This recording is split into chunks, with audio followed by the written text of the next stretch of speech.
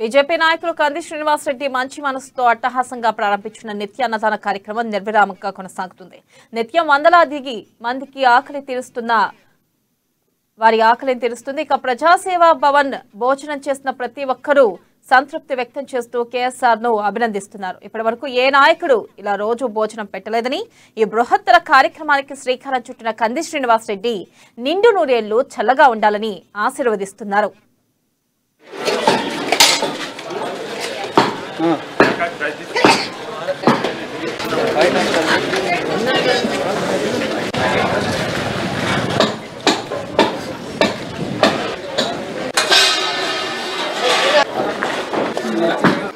ఇది చాలా సంతోషం అన్నట్టు అన్నదాన కార్యక్రమం.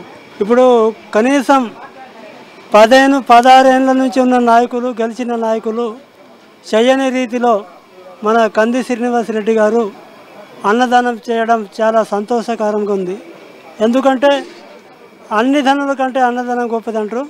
వాస్తవంగా మరి కోట్లున్నా కానీ అవిటికి అడగరు.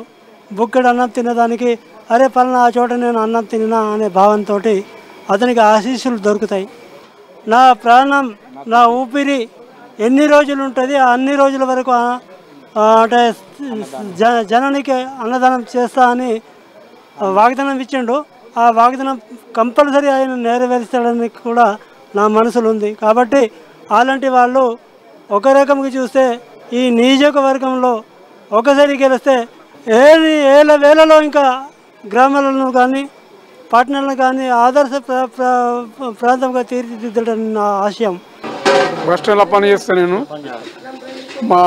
ఇక్కడ నాకు తెలిసింది భోజనం పెడుతుండ్రని, కాబట్టి ఇక్కడ వచ్చిన నేను సంతోషం అనిపించింది. నాకు సంతోషం కాబట్టి నేను భోజనం చేస్తున్నాను, కానీ సంతోషం అనిపించి అన్నం పెడుతుండ్రు. అయితే అందరికీ ఈ జనం అందరికి పెడుతుండ్రు, నాకు సంతోషం ఉంది, గౌరవపడుతున్నాం మేము కానీ.